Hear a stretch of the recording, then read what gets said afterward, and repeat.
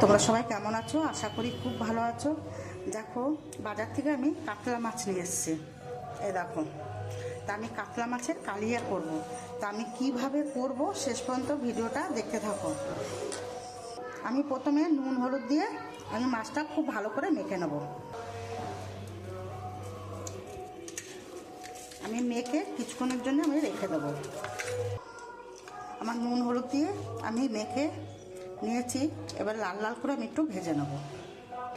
আমি কড়াইতে তেল দিয়ে দিয়েছি, সর্ষের তেল। আমি মাছগুলো দিয়ে দেব।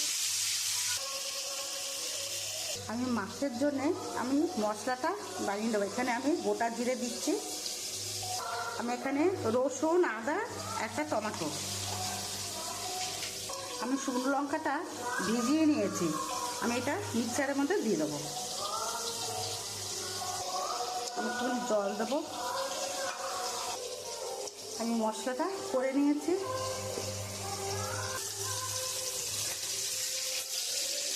মাছটা ভাজা হয়ে গেছে, এবার মাছটা আমি তুলে নেব। আমি এখানে তেজপাতা আর জিরে ফোড়ন দিয়ে দেবো। আমি এখানে পেঁয়াজ কুচি দিয়ে দেবো। আমি পেঁয়াজটা একটু লাল লাল করে ভেজে নেব। আমি পেঁয়াজটা লাল লাল করে ভেজে নিয়েছি। এবার আমি পেস্ট করা মশলাটা দিয়ে দেবো। আমি যেহেতু শুকনো লঙ্কা পেস্ট করে দিয়েছি, এখানে আমি গুঁড়ো লঙ্কা, নুন আর হলুদ, আমি মশলাটা খুব সুন্দর করে আমি কষিয়ে নেব। দেখো বন্ধুরা, কি সুন্দর তেল ছেড়ে দিয়েছে। মশলাটা আমি অনেকক্ষণ কষিয়েছি।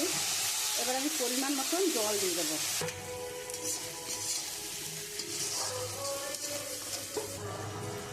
এখন জল দিয়ে দেবো।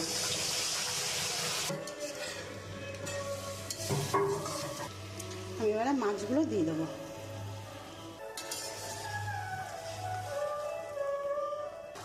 আমি এখানে গরম মশলা বেটে রেখেছি, আমি এটা দিয়ে দেবো। আমার মাছটা হয়ে এসছে, এবার আমি নামিয়ে দেবো। দেখো বন্ধুরা, আমার মাছের কালিয়াটা হয়ে গেছে। আমার যদি এই রান্নাটা তোমাদের ভালো লাগে তাহলে একটা লাইক, কমেন্ট, শেয়ার করে দিও।